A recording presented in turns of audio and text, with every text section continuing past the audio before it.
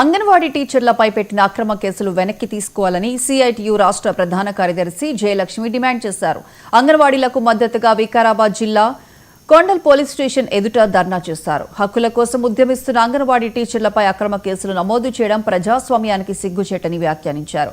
Pre primary విధానం రద్దు చేయాలంటూ సీఎం ఇంటి ముందు చేసిన ముట్టడి కార్యక్రమాన్ని కూడా పోలీసులు అడ్డుకున్నారని మండిపడ్డారు.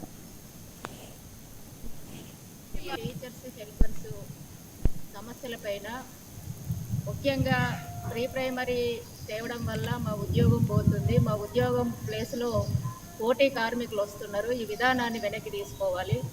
మిగతా డిమాండ్లు కూడా పరిష్కారం చేయాలని కోరుతూ ప్రజాస్వామ్య పద్ధతిలో అంటే సామరస్యంగా ఈ నెల సెప్టెంబర్ 15వ తేదీన మంత్రుల ఇండ్ల ముందు ధర్నాల పిలుపులో భాగంగా ఇక్కడ కొడంగల్లో సీఎం ఇల్లు ముందు నిరసన తెలియజేద్దామనేసి మేము వచ్చాము. ఇక్కడికి కార్యదర్శిగా నా పేరు అందులో మెన్షన్ చేశారు.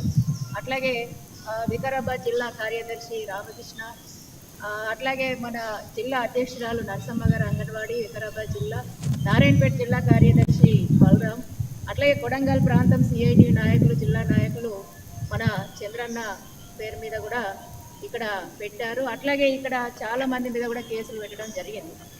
ఈ రాష్ట్ర ప్రభుత్వానికి మేము విజ్ఞప్తి ఏం చేస్తున్నామంటే ఈ కేసును వెంటనే విత్డ్రా చేసుకోవాలి రాష్ట్ర ప్రభుత్వం. ఎందుకంటే ఈరోజు బతుకమ్మ పండుగ. ఈ అంశంలో ప్రభుత్వం వెంటనే చర్యలు తీసుకోవాలి.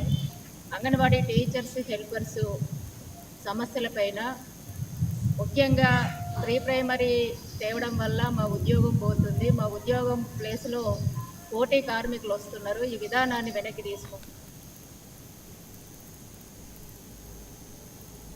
హైదరాబాద్లోని తెలుగు తల్లి ఫ్లైఓవర్